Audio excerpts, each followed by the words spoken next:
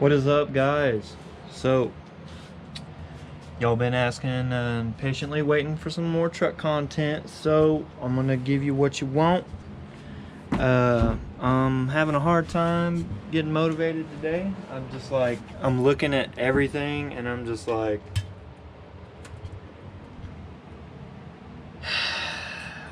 but it's got to get taken care of. So I'm gonna get my head out of my ass and get to it today. So I think what I'm gonna do for you guys on this video right here is I'm mainly just gonna focus on getting the console in and trimmed up back here, you know, to where it can sit, and obviously bolted up into its home up here. So what I'm gonna do just to kind of clean the floorboard up is, like, this has to stay right here. Well, not really. When I set the dash up in here, I'd completely left all the wiring on the floor, didn't even think about like tucking it up. So I think what I'm gonna do right quick before I get started on the console is I'm gonna get this wiring kind of picked up. So let me get you guys set up on a time lapse so you can see what I'm doing, and then we'll get this baby right here trimmed up and see if we can't get it set in there and looking right. Hopefully this will be a shorter video so you guys can have a little something to watch this weekend. But yep, here we go.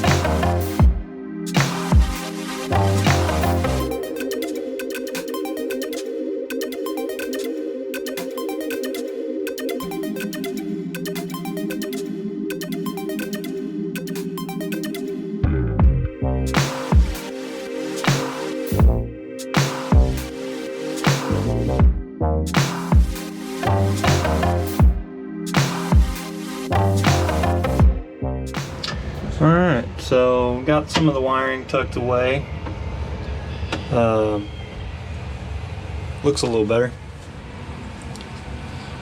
So mainly just got the stuff off the floor that was from the OBS. So got this kind of set in here, got the metal bracket bolted in that it goes to. I've got a pilot on this side right here. This side is gone, it's broken off, and I noticed a lot of this console is broken.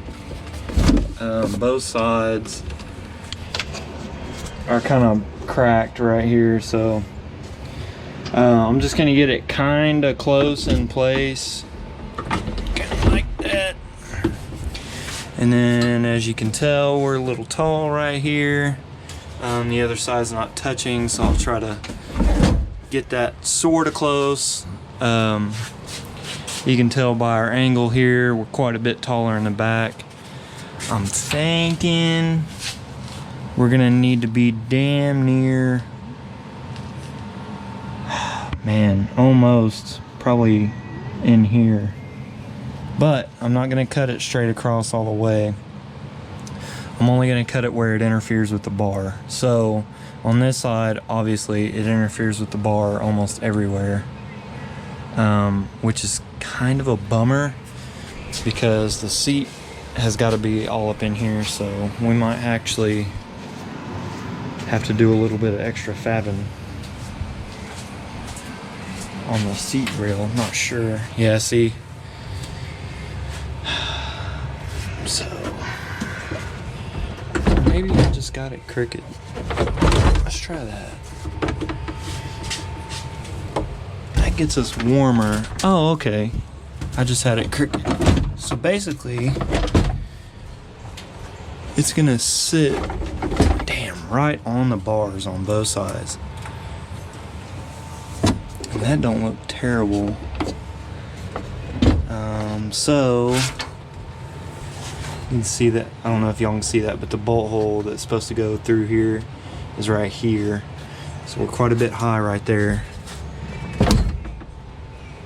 That's a lot better. Pretty close on both sides like that. So I think what I'm gonna do is probably just take the angle grinder. I'm probably just gonna cut this whole corner out right here. And then I'll just cut for the width of the bar. I got a feeling this pops off. Yes, it does. Oh, nice. Metal to cut through, yay. It sucks that that's a mounting point and it's freaking right where our bar is and we have to lower it. If we had to raise it, that would be perfect. But yeah, so what I'm gonna do is I'm gonna get the grinder out and just hawk this plastic up right here on both sides. Try to figure out, maybe, hopefully, I'm gonna pull that back out. Maybe I can flip it over and maybe that metal bracket in there unbolts. If it does, that'll be awesome because I won't have to cut metal. But if it doesn't, I'm gonna have to cut some metal. So let's pull that back out, flip it over. I'm actually gonna mark it just so I know where it goes. I'm gonna mark it up and then we'll take it out here and flip it over and see if we get lucky and there's some bolts in there. We can unbolt that bracket out. Alright, so a little bit of good and bad news. This is actually where these are the nut end of where you would bolt the console down to the truck. This would have been bolted to your transmission tunnel in the 14 to 18 trucks. So the way that this plate is held in here, from what I think, is these 4 Torx bit screws.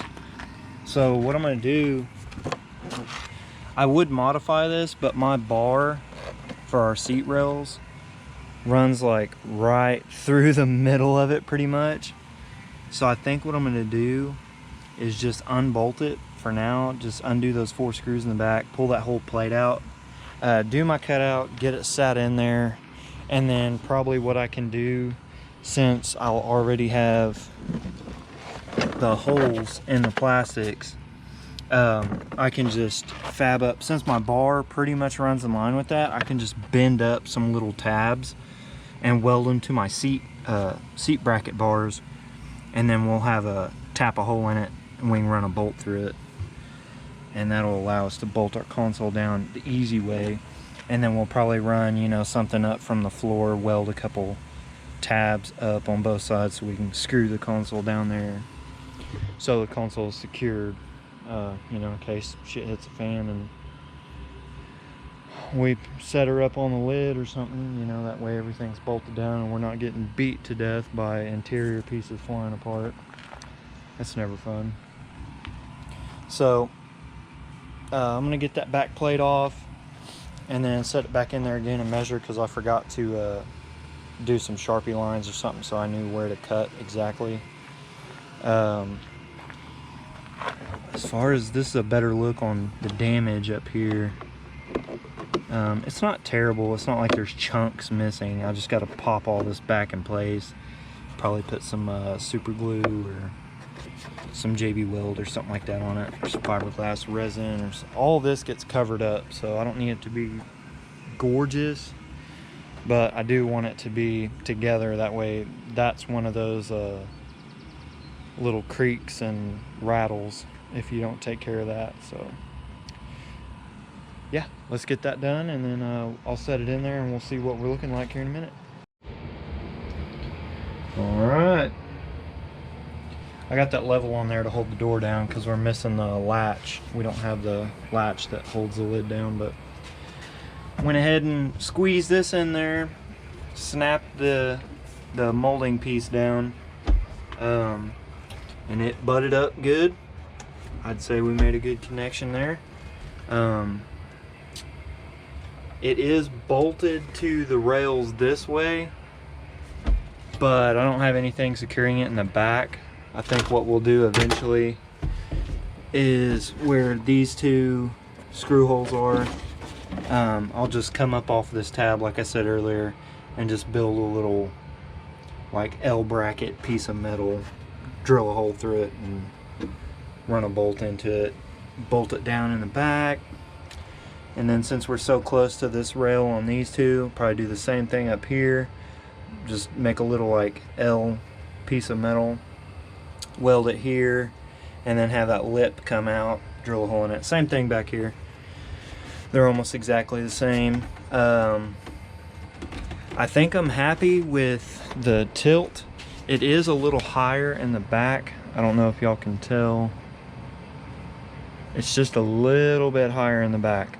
What I'm gonna do is wait until I find, I'll have to go to a junkyard because it didn't come with this, but the little piece that goes right here that makes this a pocket, it basically like comes to here and snaps in across here, and then it also finishes this out.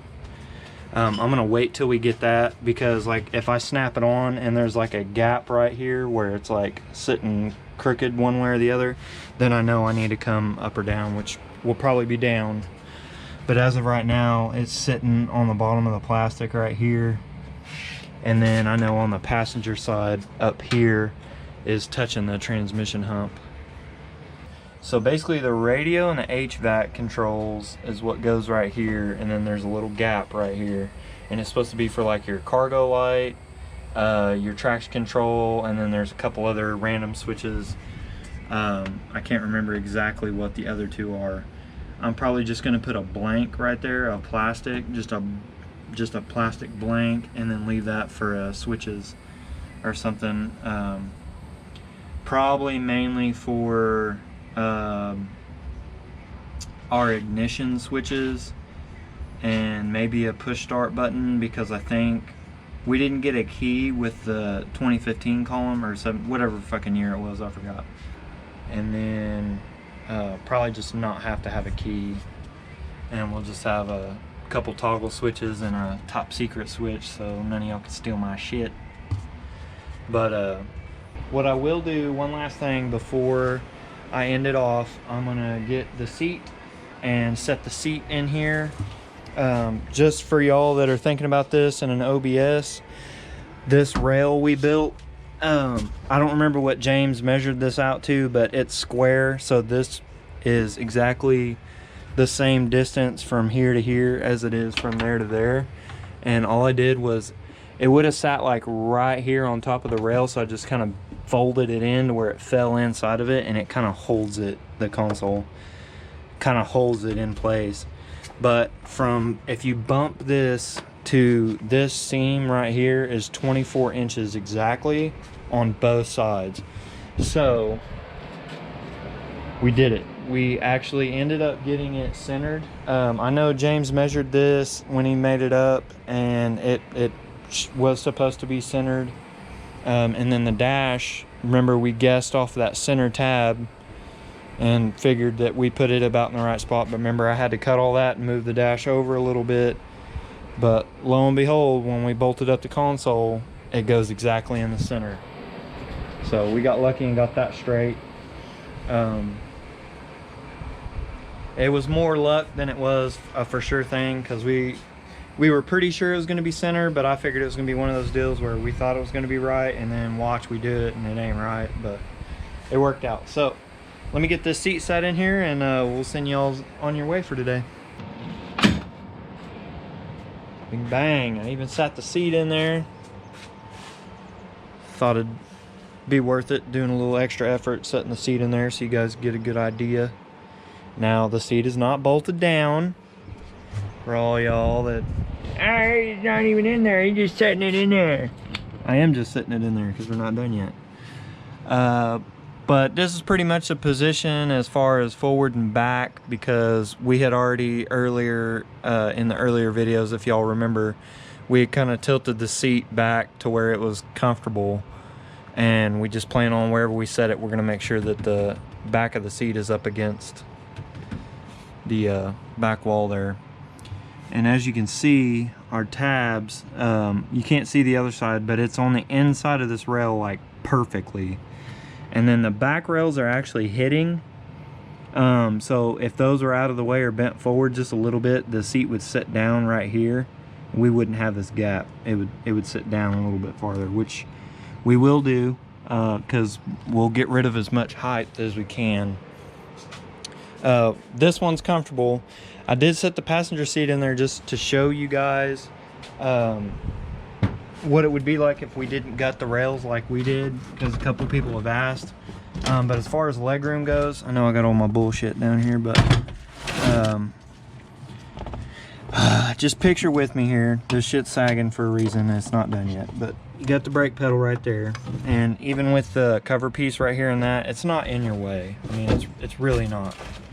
So the gas pedal's to the floor, obviously, because the cable's not hooked up and it doesn't have any tension, but the gas pedal would be about right here. So if you're working that and then hitting the brake and going back and forth here and there,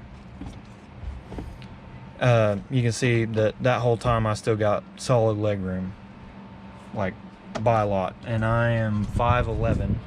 I'm not the tallest, I'm not no 6-footer, but for 5'11", I feel like that's pretty run-of-the-mill average of in between. And I mean, even if you were like 6 foot, 6'1", 6'2", that'd only be, you know, a couple more inches out, and you'd still not be uncomfortable. So I'm pretty happy with this driver's seat arrangement. It would be cool if it was a little bit lower, which we're gonna gain about a 1/2 inch there when we drop that down, which is totally cool with me. And then for those of you guys that have been asking, this passenger side seat, we did not take anything off of it. So like, this is your dowel rod that would go down in the floorboard down here, and then your bolt would go right through there. And then the other bolt, I want to say, is somewhere in here. Yeah, right there. It'd be right here to the floor. So as you can see, we did have to make our bracket higher, but it's because of that stupid ass hump in the floor. GM loved making those humps in the floor. If you have any of these extended cabs and you try to put subs in the back, you know exactly what I'm crying about. But you can see the seat sits way higher than that one does, and it's not leaned back, of course, but it's just too high. My head was like to here. So I mean, if you had a 6'2" guy, boom, you'd be hitting your head on the ceiling. So that's why we're gutting the rails. We were beginning to wonder there for a little while if we should have left them on, especially on the driver's seat, so we could scoot the seat forward and backwards. But I think we're fine. The passenger seat can be gutted and all the way back, because the passenger is always just chilling, you know, sitting back. So that can obviously be as far back as possible. But the driver's seat, we thought about maybe having adjustability, so my wife can drive, because she sits, you know, like girls do, way up against the steering wheel. So we thought about that, but that might be something for us to play with later on down the road. I don't know right now. I'm trying to save the vertical height, and adding anything that would allow us to slide would take away from that. So I think the next episode on the interior will probably be us playing with the seats, taking the passenger seat apart and getting those tabs fixed up and to where we can bolt them in. And then after that, we'll probably finish tucking all this wiring up and trying to straighten out this side. I think it got crumpled when the people we bought it from, when they were storing it, I think it was standing up. If I remember right, it was standing up on its end, and it kind of like crumpled it. So we'll figure that out, see if we can't find a couple of those pieces and get that fixed up. And yeah, so that's gonna finish it out for this one. Definitely got to clean up a little bit more wiring for the motor, and then get the ECM hung in the glove box, and then double check all my wires, make sure the loose ones for the gauges and all that are capped so they can't short. And then I think we'll double check all our wiring and at least be able to turn it on, at least turn the ignition switch on and connect to that tablet through the OBD2 port and see if we're picking up the engine, make sure the ECU is reading and on, make sure we didn't screw up any major wiring as far as like hots and grounds, and then we should be pretty close to starting. As of right now, we've got, let's see, next weekend will be the last weekend, and then 4th of July weekend. I think we got 5 weekends left to get this thing wrapped up, get it running, get the drop on. I gotta find some rims.